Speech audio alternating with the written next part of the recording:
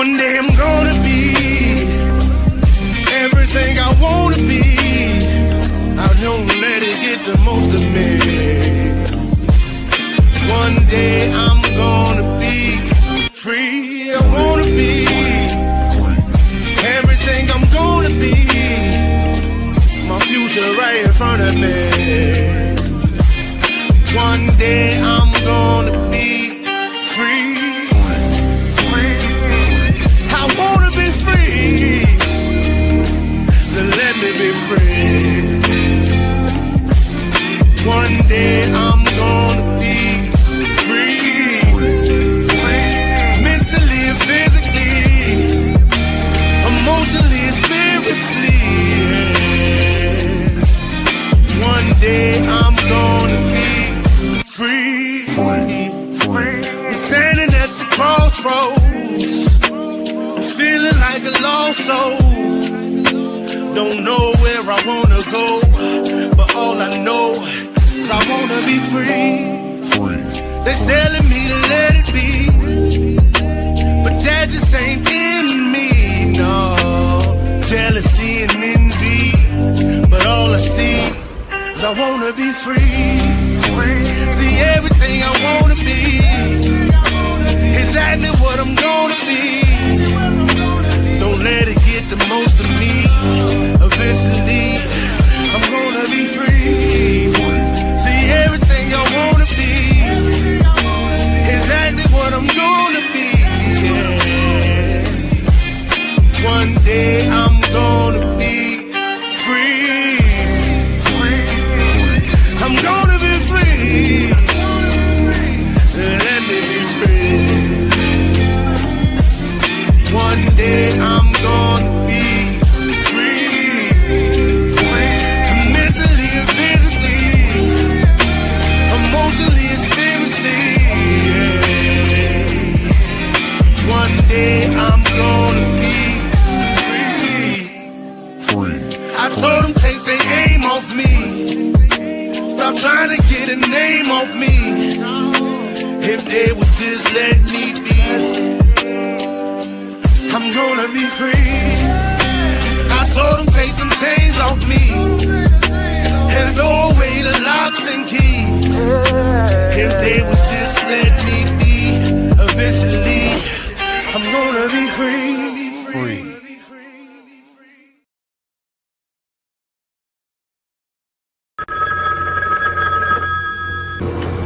They're back.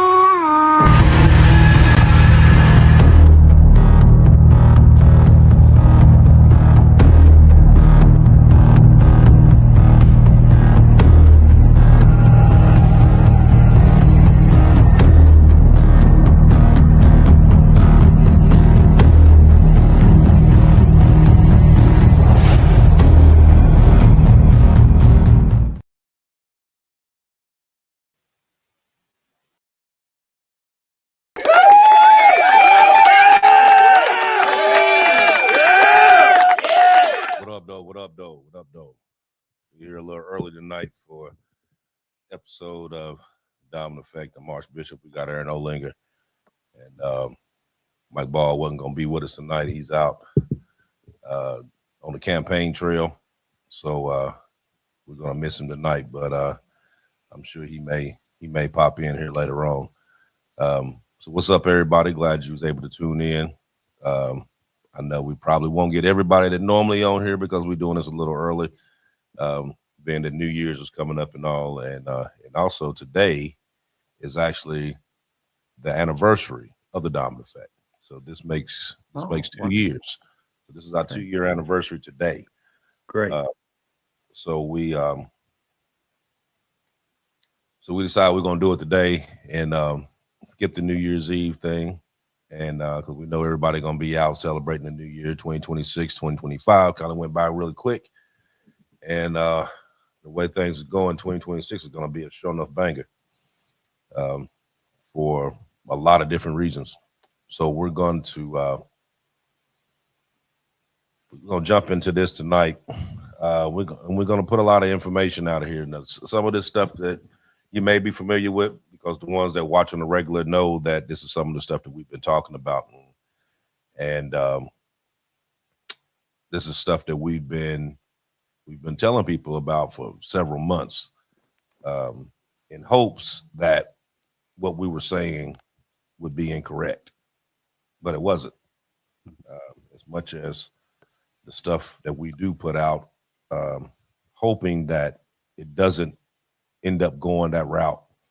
It's from the cycles and the way things are going, it seems exactly the way it's going to be. But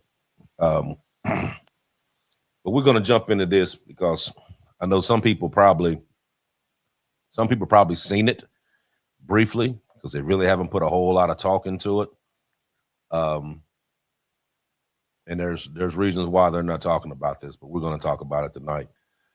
And what we're going to talk about tonight is silver.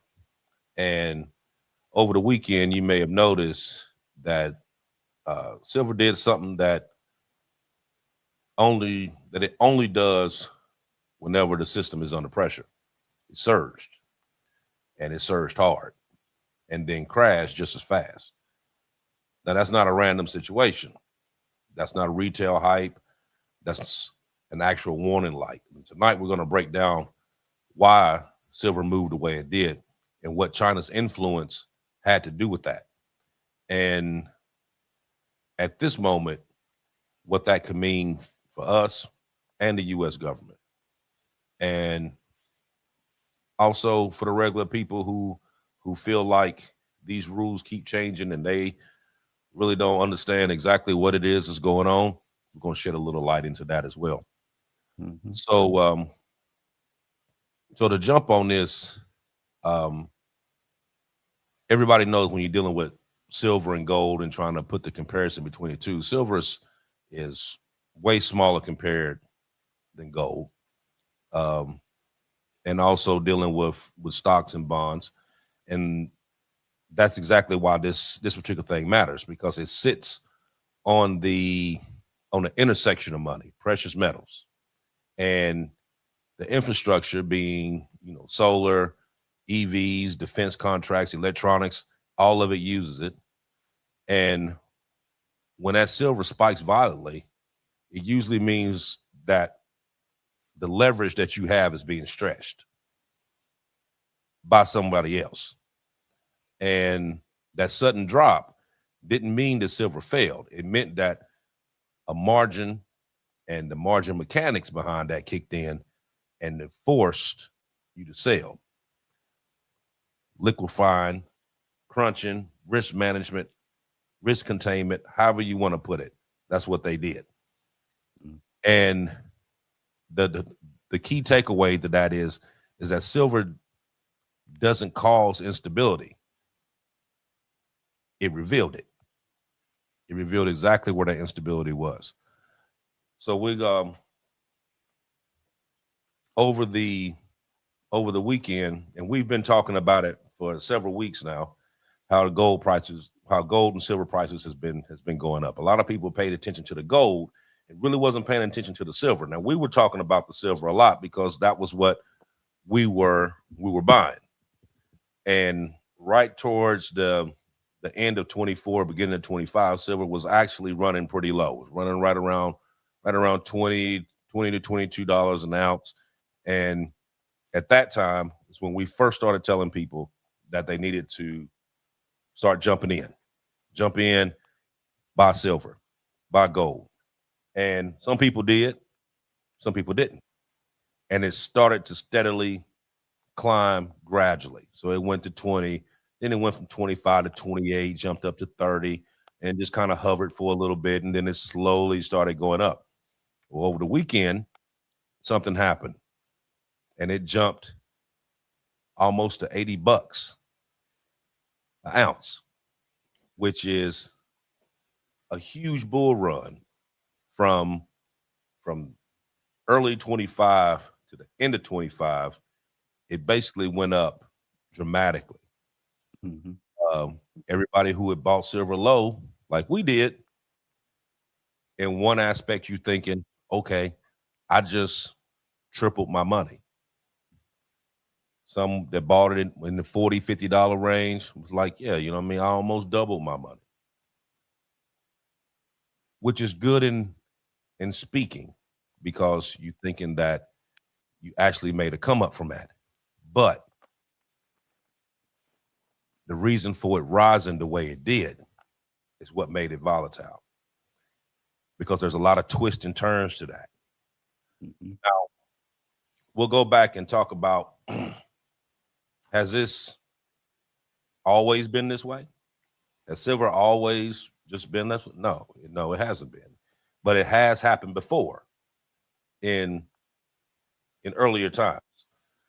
So when I was doing my research, one of the things that I seen was back in ancient Rome, and we're talking, and I'm using ancient Rome as an example because we was talking about on previous shows how we had these currencies that were the top tier currencies, and these currencies end up falling.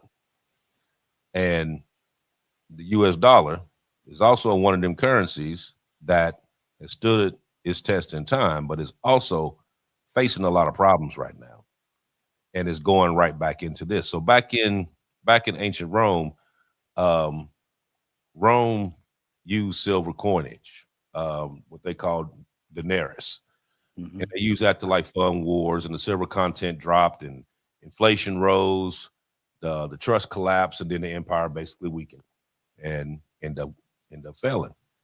Back in the 16th and 17th century in Spain, you had massive silver inflows that came from the Americas, which caused inflation, currency instability, and it showed that silver flows can distort an entire economy, and it can do it fairly quickly. Now, here in the U.S., back in the 19th century, the same debate was over the whole silver gold thing, and it wasn't academic. It was about who controlled the money, whether it was the government that controlled the money or was it the markets that controlled it. So silver has moved violently before in larger systems, and it usually cracked because it was small, it wasn't leveraged, and it touched both the industry side and the money side.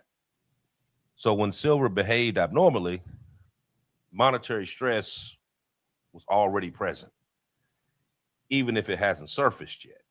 So right now we're going through the same thing. We're living through a monetary crisis here in the U.S. We're dealing with the de-dollarization, where the dollar has dropped well under 26%.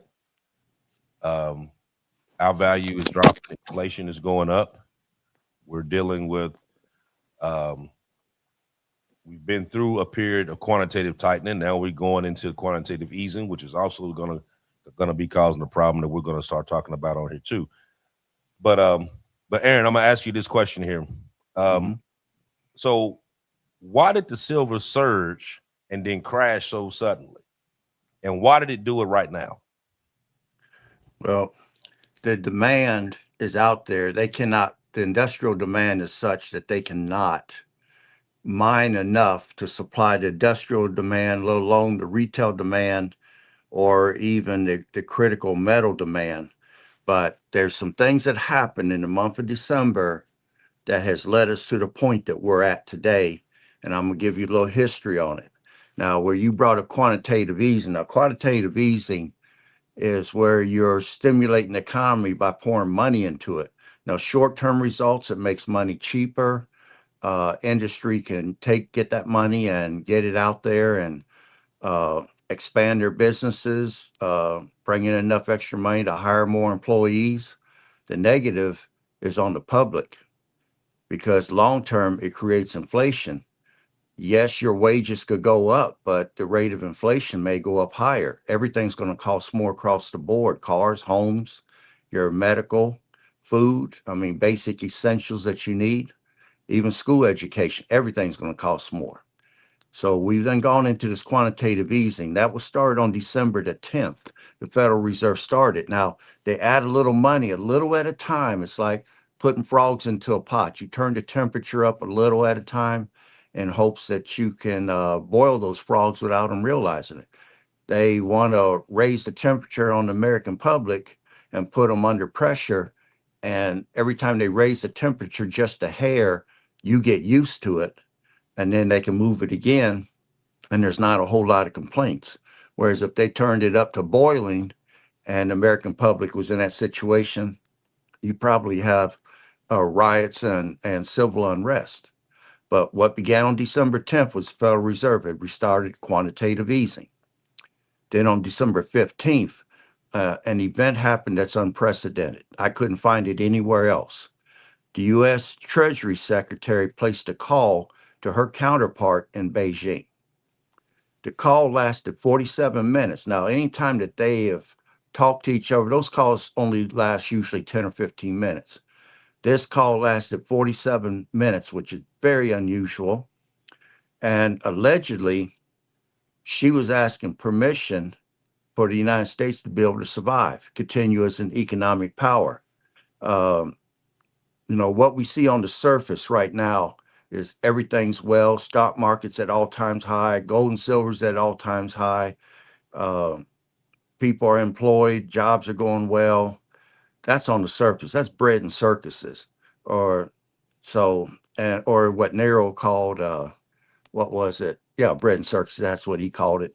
So that's a distraction. That's the theater. That's to entertain the Americans and give them a false flag, basically, and they don't realize that what they're seeing is fake. But behind the scenes, the drama that occurs is much worse. Now I'm gonna give you an example. Um, when she called, she was begging China not to crash the U.S. dollar at this time. The U.S. wants to be able to control its own crash. I mean, we're they're expecting us to pick up $2 trillion in debt to the national debt in 2026 alone. So, and we're borrowing money to be able to make the interest payment on the national debt. So that shows right there, we're working to pay a debt that can never be repaid. So that says that basically that our economy technically is dead. We're just dying a slower death, and they're trying to control the death rate. Uh, but China, after talking to them, they agreed not to crash the economy. But then behind closed doors, they made 3 separate phone calls. Okay, on the first call, the first was in Washington. That occurred at 3:17 a.m.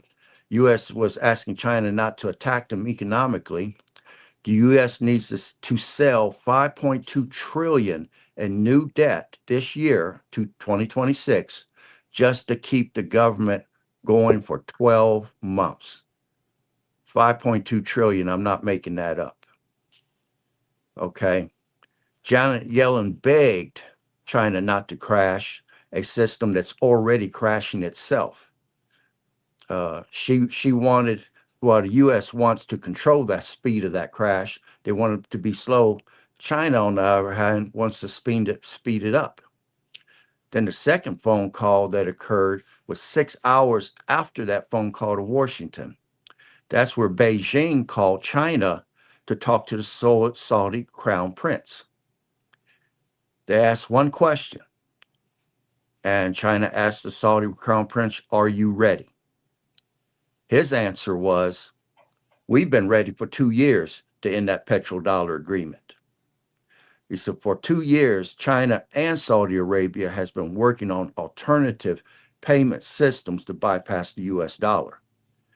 And it's something, right now, Japan has almost been crashing our bond market because Japan was one of the biggest buyers of our U.S. debt. But because their markets is worse than anything I've ever seen right now, Japan is liquidating U.S. debt faster than they acquired it, which that hurts us substantially. Now, they're not doing it on purpose. They're doing it for their own nation's survival. They don't have any other choice. They got to get liquid to cover how badly their markets are performing. Now, can we go to Europe and ask for help? No, Europe is broke. If they can't help themselves, how can they help us? So that's totally out of the question.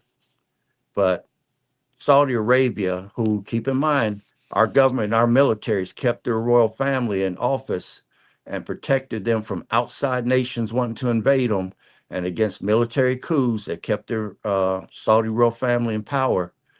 The way they repaid us is they're signing on to China's plan.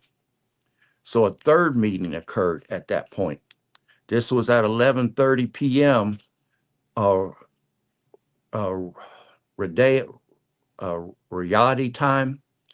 That call lasted only 3 minutes. The Saudi finance minister called a called a bunker outside of Moscow.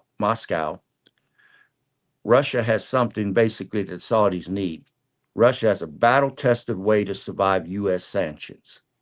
Here recently, Russia's economy has been thriving under U.S. sanctions, and Saudi Arabia, afraid of U.S. sanctions, wanted to know what was their method. Can you clue us in? Can you plug us into your system? And Russia basically told them that we built what they call shadow rails. That's alternative payment systems and trade agreements with different with different nations, and it makes the U.S. sanctions totally irrelevant. They're ineffective. So Saudis asked, could they merge their oil system with the Russian payment system, so they themselves and the Russians can both be outside the U.S. control? And the Russians agreed. So the stage has been set for what started to take place over what they call the Ghost Week, which was the 23rd up till today. But I'm going to stop there for right now, Bishop. So when we was talking about China, you got to think about this, though, because China's influence over this silver, it kind of mirrors a playbook that they already done before. Mm-hmm. So if you go back to 2010 when they had the rare earths precedent, and that's where China restricted rare earth minerals from Japan, and there was no announcement, just hard friction. The prices exploded, Western supply chains froze, and then the government panicked after the move, but not before the move. They had no idea that this was even coming on. Now, China is not the largest miner, but it dominates the refining and the processing of the silver, and it controls that whole downstream steep that can basically prioritize domestic industry.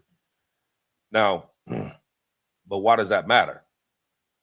Because this isn't about cutting the supply overnight. It's about creating uncertainty, which forces stockpiling, raises premiums, and it just breaks that just-in-time manufacturing type deal, because China doesn't weaponize its resources loudly. It lets the markets do it for them, and then the damage that comes off of that is what they pick up. Now,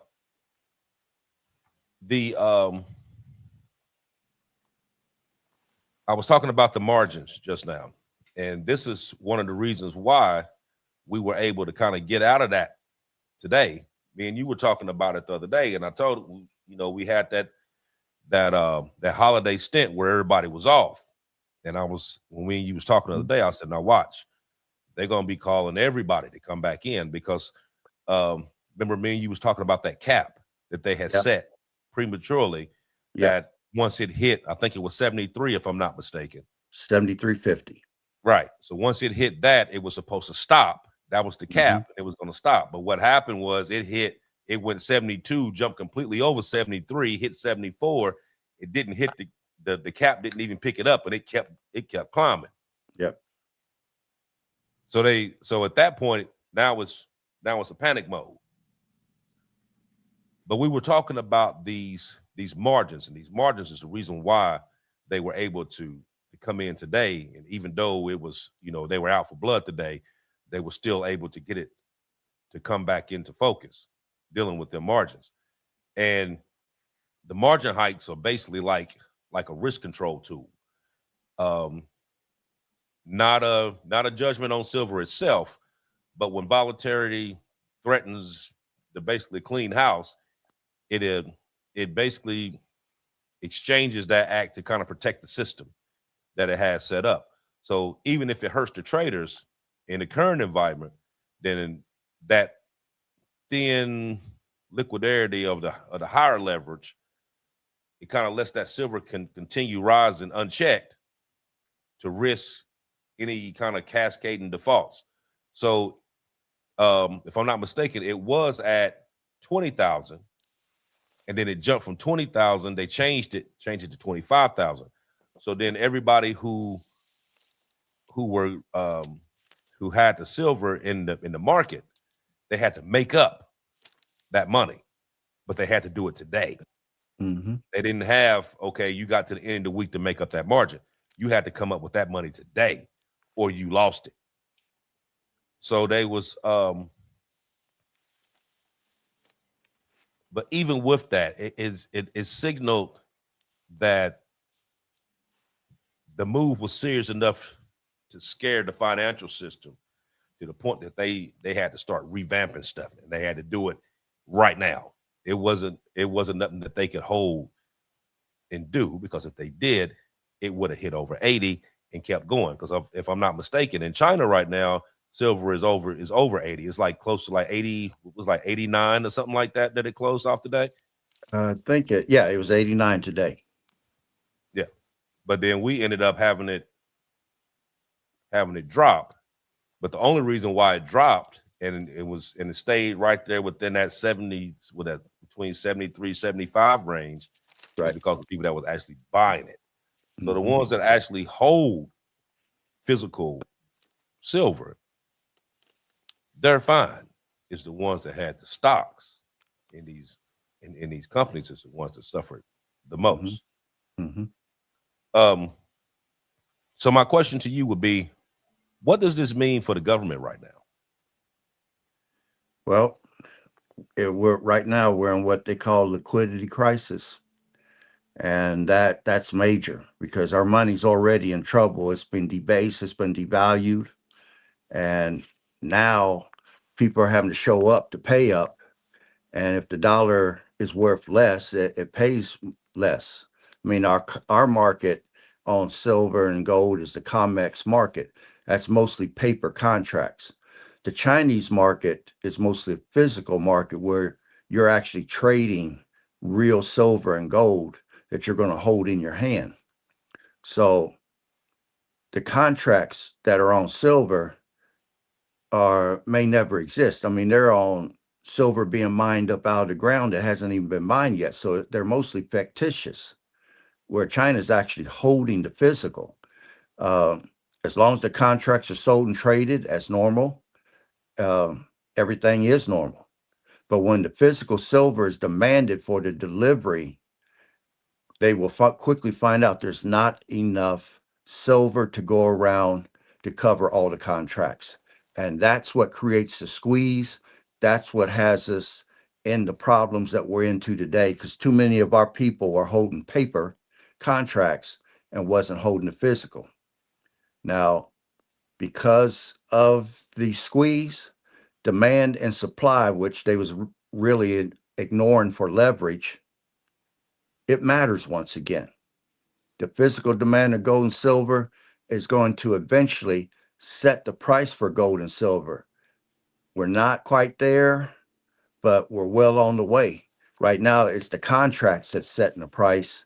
But after today, that a lot of things are going to start changing. I mean, a trap was set on December 23rd that China set up. Now, they already made their phone calls. They already got their allies on their side of how they're going to do it and what they're going to do. So silver on December 27th was trading at $76, which going into Monday morning things, that was considered still kind of high. But you had 5 major banks that have been bleeding at over $30 billion in losses this year alone, because they kept betting silver short. And with Ghost Week, China knew that there'd be low trading going on because all the top people and investors and a lot of the market people would be gone on vacations. They're in the Hamptons, they're out on hot islands, or they're up skiing somewhere. And they knew that Ghost Week would be December 23rd to 29th. They knew that they set before they left a stop switch, like you said, at 73.50. But once silver became vertical, it didn't come back down. It continued to go up. So it literally jumped over and started taking off like a damn rocket ship. Uh, but right now, when silver went vertical, China started buying it up. That's what ran it up to $83 an ounce over Ghost Week. And not only was they buying up the existing supply, they were willing to pay a premium much higher than what an ounce of silver costs so that they could acquire it, because they knew once they did that, when people came back on Monday and the markets opened back up, their markets would have first shot at it early in the morning, and they would set the new price of silver right around 3:30 a.m. in the morning, and then our markets would open at 9:30, and our banks would be scrambling for reserves that China recently bought up to prevent them from having it. They would create a liquidity crisis here that would put our financial banking system at risk of collapse. I mean, that the trap was brilliant to me. So with the price going at 83 an ounce, JP Morgan prior to this weekend, they reversed their shorts and they went long on silver. And I don't think that's by accident, because China announced a rumor that on January 2nd, they might stop the exportation of silver. If you keep in mind, if China bans the exportation of silver to the world, that's going to reduce the silver availability by 50%. Mexico is number one producer of silver. China is number two in the world. So JP Morgan had to have got wind of that for them to go from a short position to a long position on it. They're sitting on almost 800 million ounces in their vaults. And they were for a long time suppressing the price of silver and keeping it as low as they could. But in 2023, I believe it was, they was fined $1 billion for manipulation of the silver market, which they took it on the chin like they didn't even feel it. I mean, they've been making so much money off of silver, they didn't even care. But with the supply cut almost in half, going into next week, if that actually happens and China bans the exportation of it, China and JP Morgan will corner the silver market. China's going to corner it and almost can play run me up, and any nation at once is going to have to pay whatever price China's setting on it, because again, they account for 50% of it. And by them pulling out, that creates a rarity, and the rarity in itself for supply and demand is going to cause prices to run up. Then JP Morgan's sitting on the reserve. If Tesla, the companies that make the what do they call them, the things that collect the sun and give you power, solar panels. Yeah, the solar panels. And then you got Samsung. Look at what they did.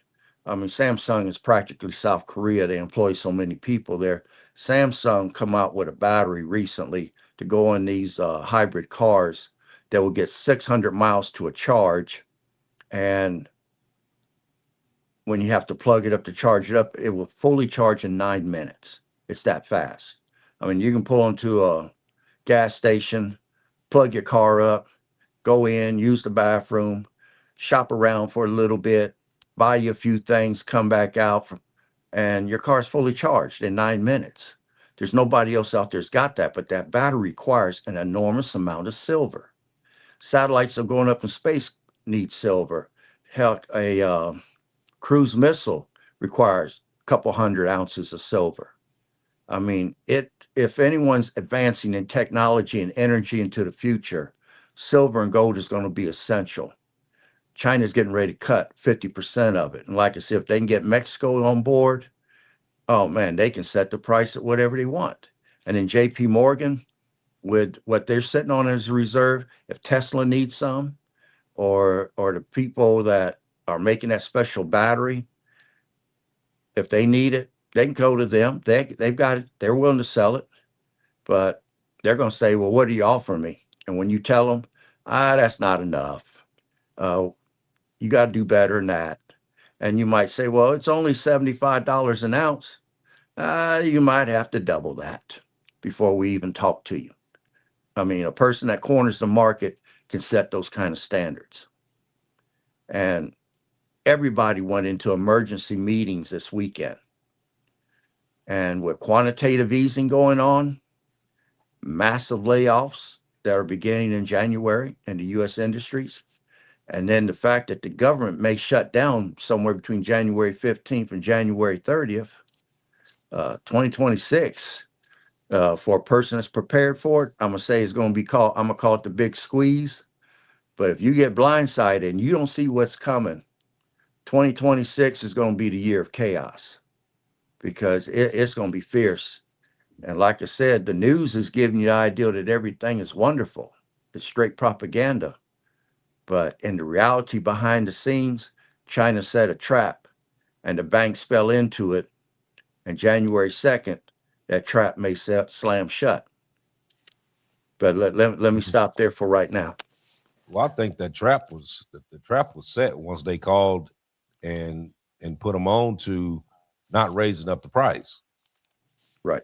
So that automatically put that out there, you know. But with the question that I asked about what does it mean for the government right now, I think that it's me personally. I think it's not about actually the silver price. It's about the continuity and national resilience over top of that. Because when a metal is tied to like energy and defense and infrastructure, anything that shows stress, government is going to quietly try to assess those priorities, stockpile, resource it from the other allies, and just kind of do some kind of strategic classification. Because on our end, we'll hear reassurance, but in all actuality, that volatility, it triggers planning automatically, because these governments don't need silver to be cheap; it needs it to be available. And once you start putting a strain on that availability, that's what's going to cause the problems. Now, like we said, China isn't the place that has the most silver. It has the places that refines it.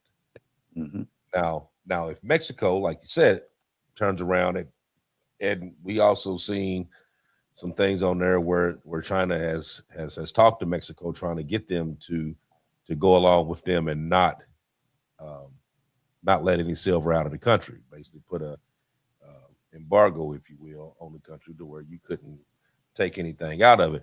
That would cause a problem. That right there would cause a problem. And it's like a lot of the stuff that's going on right now that you see, take like, for instance, what's going on in Venezuela and what happened over in Nigeria the other day. And, you know what I mean? It's like they're using these different excuses as to reason why they're in these particular places, but they're in those particular places not because of what's really going on there, but what's up under the ground. In Venezuela, they want the oil. In Nigeria has the biggest deposits of uranium. Right under Nigeria is Niger, which is big in gold. Go over to the left a little bit, you got Burkina Faso, which is huge in gold. So a lot of these places that they've been tapping into and saying that, like, okay, it's a problem there and we got to go, you know, fix this problem over here. There's drugs coming out of Venezuela, so we got to go there. Bullshit. Ain't no drugs coming out of Venezuela. Not enough to where that we got to do what we've been doing over there. and to be taking oil tankers and all that. You know what I mean?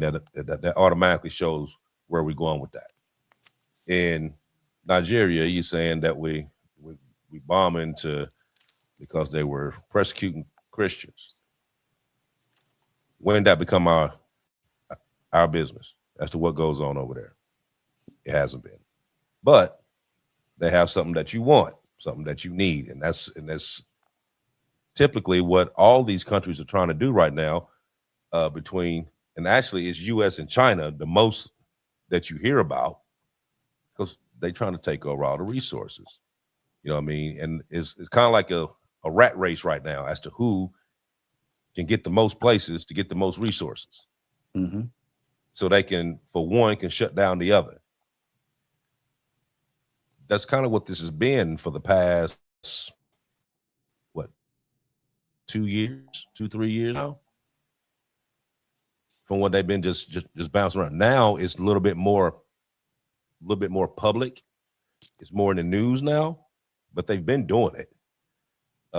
Like when they was talking about wanting Greenland and wanting to make Canada the 51st state. All that is about resources and being able to tap into them, because Right.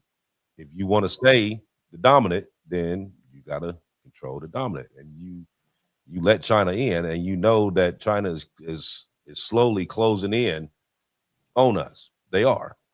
And I think they've closed in way more than they should have, because we allowed them to. Mm-hmm. We allowed them to come over here and buy land and farm land and buying land near bases and all this other stuff, when you can't go to China and buy nothing.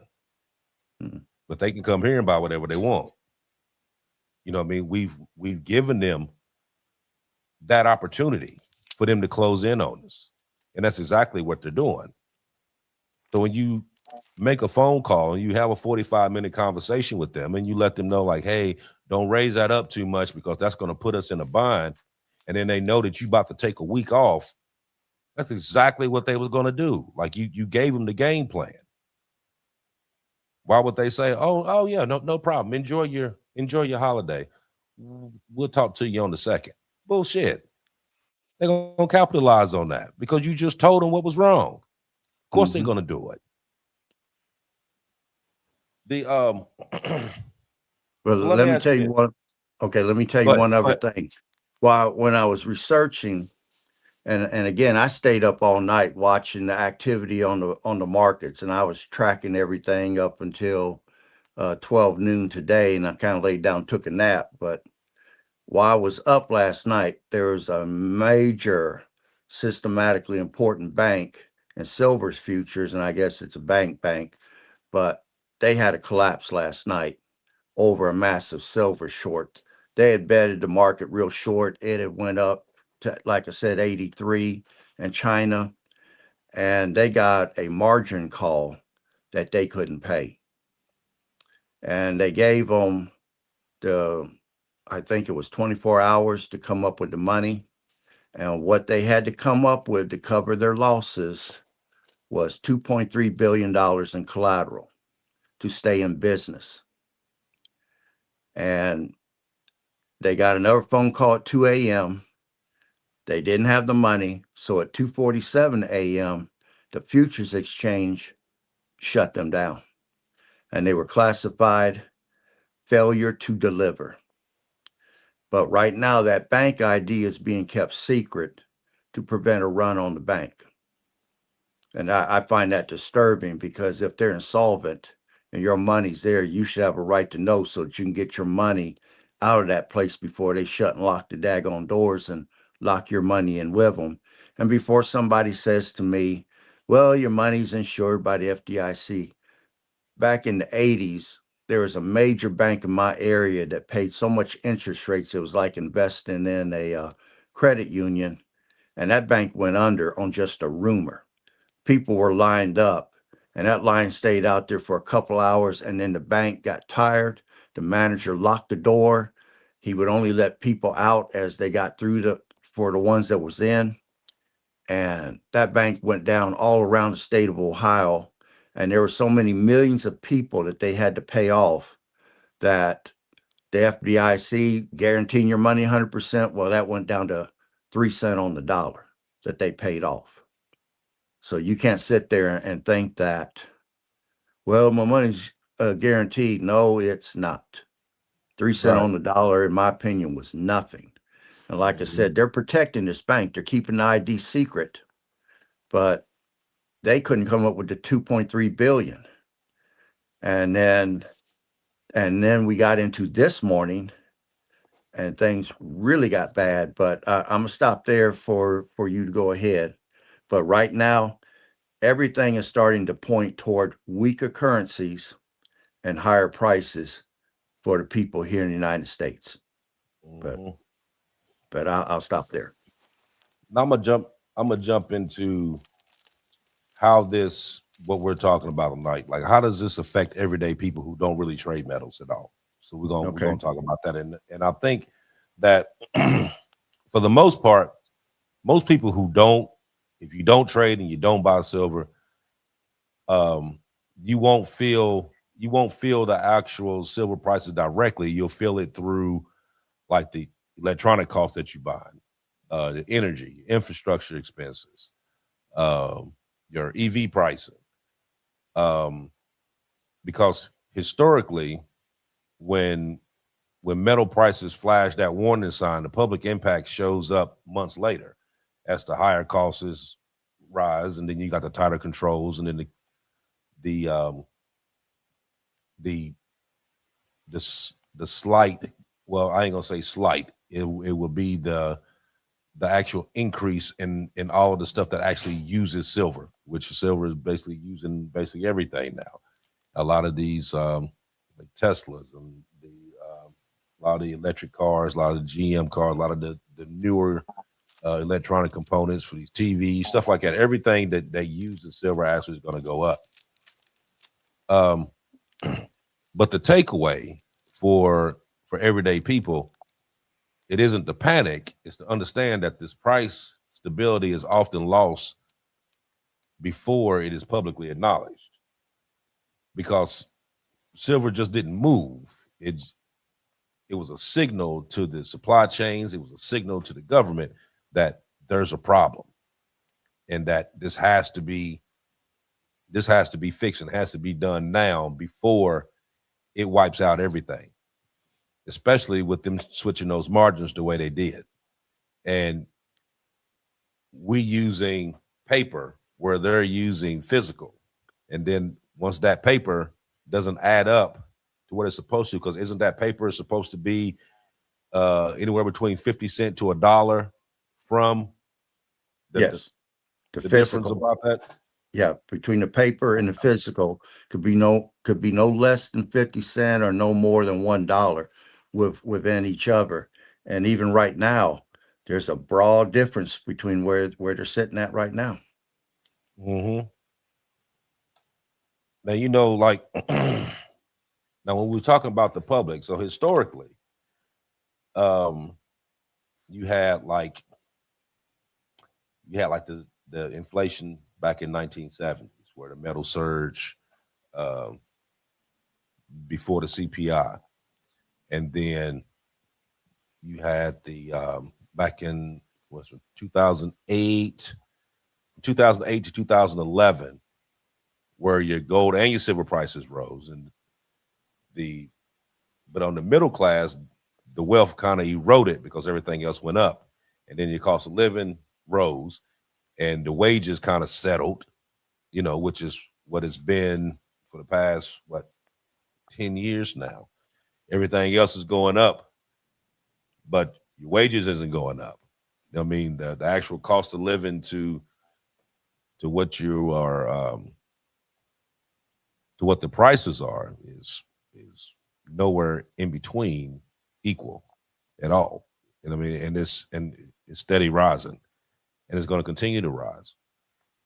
But let's do this, though. I'm gonna ask you this question: what would happen if they were not able to catch this today, and silver jumped over 80, and they were not able to get it to come back down? what would happen?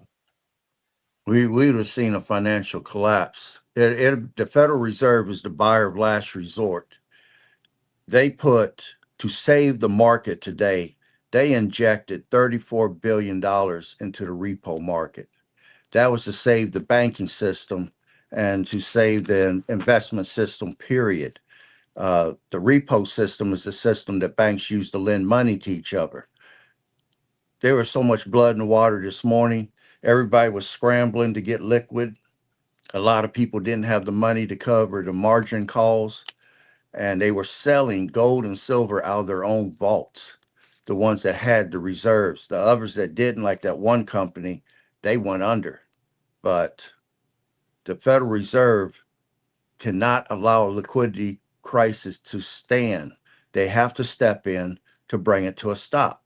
Now, in 2008, we saw a liquidity crisis, and I don't know if it's Schiffs and Lehman went under then and got that recession started, and we had to bail the banks out by 2011 under Obama, who considered it too big to fail. And the Federal Reserve had to step in, but the American public got charged with the bill. And then in 2020, and that lasted 2 weeks, in 2020, the Federal Reserve had to step in during COVID because it had such an impact on the markets. The markets just kept dropping that they had to inject money in then, and that lasted 30 days. So the Federal Reserve's job is to prevent a liquidity crisis from lasting any length of time. If it lasts a long time, we'd be in a Great Depression. Our markets would all collapse. The stock market would collapse. In fact, today the stock market took, I think, almost a 250 point drop. The Dow did. S&P was down also on just the news of what was going on. If the Federal Reserve didn't step in, man, there would be pure pandemonium, and the public would be the last to find out. The banks were not lending to each other. This morning, things were so crazy that it was every man for himself and God against all. And the Federal Reserve saw that nobody was trying to save the other person, but they knew that, let's say, if I lent you money and you was already in financial trouble and I needed my money back, chances are I wouldn't be able to get it back. And they knew that. That's the reason why they wouldn't lend to each other. So the Fed had to step in through federal intervention and inject liquidity to save everything. And like I said, that 34 billion, they was already doing quantitative easing, but that 34 billion is going to make some serious inflation start to happen. And it shows exactly from 2010 or 2011 when we bailed the banks out because they was investing in the derivative market. And why are they back in trouble again? They are investing in the derivative market, and stuff went south. And we would have been looking at, the Federal Reserve had a choice of an economic collapse or hyperinflation in the United States. That was the choice today. So they had to make a decision which one was the least of the two evils, and they decided to inject the money into the system and just take a chance on the prices coming up on the public. Again, we're catching it on the chin. We're going to pay the bill. But it was blood in the water today. Oh, yeah, absolutely. And, you know, for the average person on the street, they would have no clue how close they came to the US dollar and the banking system almost collapsing today. They have no idea. And that would have been China's plan. But no matter what, they knew the end result would be a collapse, hyperinflation, or a big squeeze on our system. And I mean, it's almost like they got their hands around our throat right now with what they're doing. And January 2nd will determine if the trap slams shut and how many people get took down with it. That's big time investors. I'm talking people that handle billions and trillions of dollars, not no local fund guy that's only handling millions. We're talking people's retirement accounts and stuff that's going to be in the mix here. But let me stop there for right now. Do you think that was something that was done basically to show, like, okay, like I could, like, I'm not going to do it to the point that it's going to hurt. I mean, that it's going to hurt you badly, but I'm going to do it just to show you that I could do it. No, I And think that was. I think because that was a. you really don't Go want to ahead. collapse it because if you collapse it, I mean, of course, like China and Japan, they have, I mean, trillions of dollars in treasury bonds and stuff like that. So they would lose their ass off of that if they actually crashed it. But do you think that with them rising it the way they did, you think that they rose it just to put out a signal to whomever in the administration to say, you know what, like I could really do this to you if I wanted to? Well, my answer to that is we just witnessed a Pearl Harbor style attack. This was an attack against our system. I'm gonna give an example why I'm saying that. Back when Russia was trying to keep up with us, and I think it was under Reagan, I got laid off for 3 years. We played run me up with Russia so bad that we collapsed their economy. The Berlin Wall came down. Russia lost all those satellite countries because they couldn't afford to hold them no more. Uh, the Iron Wall came down, basically. And their people were so impoverished that they was eating government cheese. They were cashing in their family silverware to try to come up with money. I mean, even some of the wives in the neighborhoods were prostituting themselves, from what I read, on the street corners to try to raise money just so they could eat, not pay bills, just eat.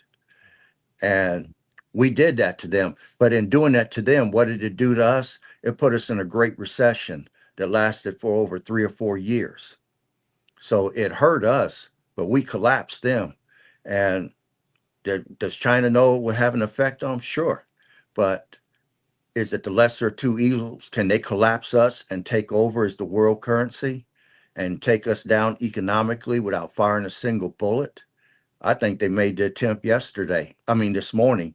No, from December 23rd up to now, Ghost Week, they set the trap. And on January 2nd, we'll be able to see the results of what they tried to pull off. And like I said, they got the Saudis on board. They got the Russians on board. Um, they're talking to people. They're getting their allies ready. That BRIC alliance is not going to be a joke. And like I said, their money is backed by gold. Ours isn't. So that was a direct attack against us. Can we sustain many more of them? I don't think so.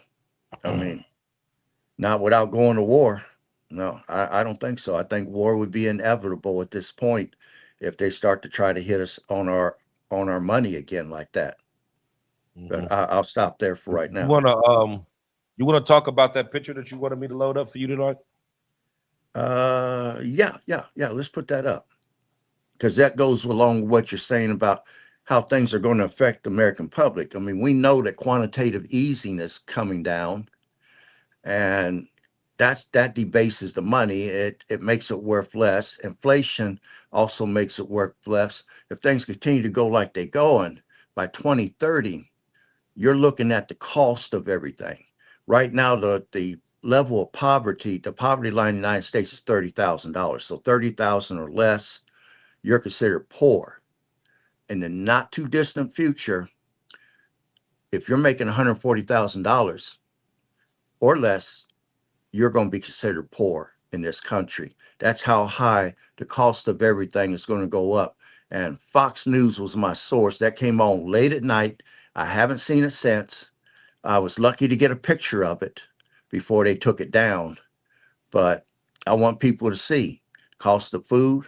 I mean, when it comes down to it, what makes America America is the ability of people to live a good life. A good life is lived by everything being affordable. So affordability is your ability to own a home, a car, buy essentials in life, food, get decent health care. These are things that makes life worth living.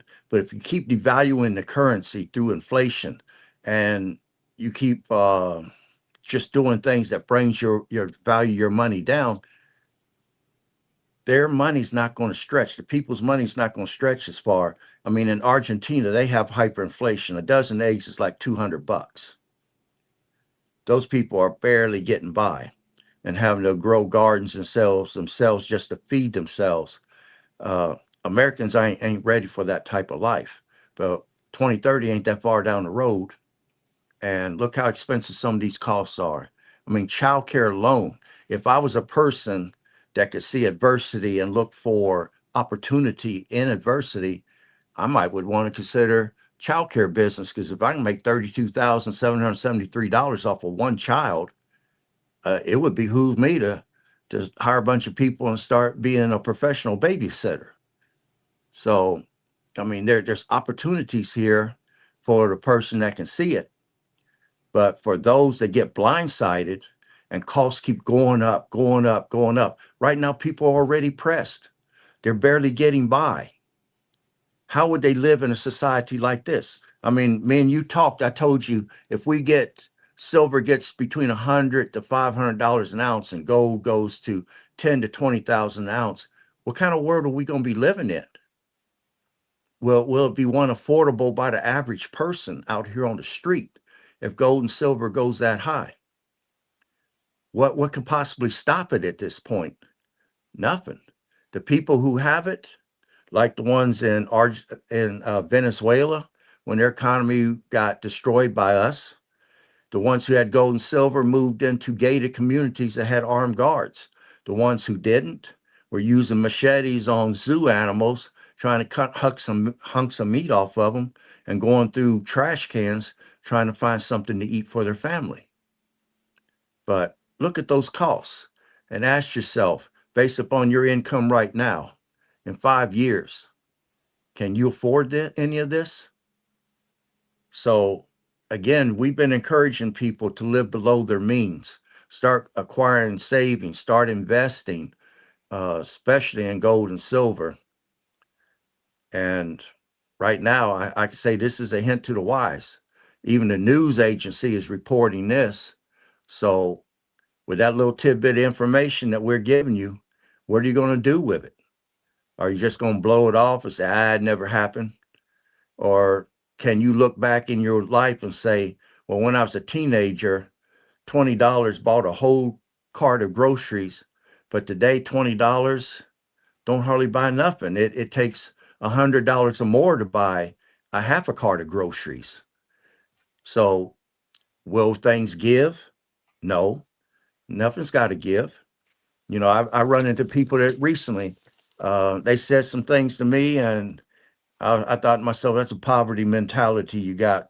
I'm through talking to you. One of them said to me, as long as we can get by, that's all that matters. Well, not in the economy that's coming. That's over with. And then another one said to me, things will always work themselves out in the end. I don't have to worry about nothing. Well, when you're living in your car or you're living in a tent, we'll talk about that again then. But right now, if you got those type mentalities, you better do a mindset change. You better start thinking strategically, because things is coming down, and regardless of what happens in this nation, you're responsible for you and your family. So you better be acting accordingly, because nobody's coming to help you. And I'll stop there. Absolutely. Yeah, we're sitting at 104, so we're gonna turn it down for the evening. But I want to say this in closings. But um, this silver move wasn't about greed, and it wasn't about hype, and it wasn't about stress. When strategic metals start behaving like this, it puts out warning signals, and it means that the world is changing. It's changing quietly, it's changing unevenly, and it's changing without permission. The real question we need to ask ourselves isn't where silver goes next. It's whether the system is ready for what's just been revealed. So we're going to close this off for the evening. So I want everybody to pay attention to what it is that we're putting out there. Like, follow, share, subscribe. Send this out to people that you know that don't know or don't have any idea about this show, because the stuff that we're putting out is vital to people. I mean, if you go back with the next 6, 7, 8 shows that we've done, everything that we've done in those shows pertains to something that's going on right now. Mm-hmm. We could go back and actually play all those shows all over again and put them on here, and nobody would even know that it would be a rerun, because it's all dealing with stuff that's going on right now, every single thing. And what makes it so bad is that the stuff that we did on those shows 4, 5, 6, 7 months ago was stuff that we were talking about that could happen. And now we're talking about the stuff that actually is happening based off of the shows that we did 6, 7, 8 months ago, saying that this was getting ready to take place. And I know a lot of times when me and you, Aaron, talking, and I say the baddest part about doing this show is that we're right too much. Because the way that we're thinking and the way that we're putting this stuff out there is like, you know, this isn't just content that we put out here. We putting this stuff out here because we genuinely care about the people that we putting this message out to try to help as many people as we can, because it's coming. Whether you like it or not, it's coming. And the quicker you can be prepared for this, the better off you are. So, as I said before, thank you all for coming. Like, follow, share, subscribe. Hit the like button. Hit that like button. That's better than any donation that you could possibly do. But before you go off, and I see there's quite a few people that's on here watching right now, stop what you're doing. Hit that like button on your way out, please. That's what gets this show out on the proper algorithm, to get the right people to see the right information, to get this out to as many people as possible. So until next week, Happy New Year to everyone. Happy anniversary to the Diamond Effect. Happy anniversary to all the people that have came in throughout the years to watch these shows and comment and support us the way that you have. I appreciate it. Much love to you. Go ahead, Aaron. Well, I'm going to say right now, everything points to our currency becoming weaker and higher prices. So plan to live below your means. Do what your grandparents did. But using the charge cards, pay for stuff in cash. You can wait. You can sacrifice and get there. Don't take on a bunch of debt right now. Build that food pantry. Build your skills to where you can do more stuff yourself, so you don't have to pay other people to do things. Start thinking strategically. Start planning. This is the most important thing right now. This is no conspiracy theory. The future, especially 2026, is going to be rough. And if you position yourself right, you'll weather the storm. If you don't, you're going to get rolled over.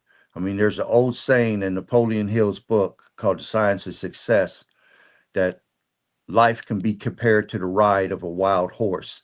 You either ride life or life rides you. Choice is yours. I'll stop there. Well, like I said before, appreciate everyone for coming out. Like, follow, share, subscribe, pass us on. And we'll see you all in 7 days. Peace, love to everyone.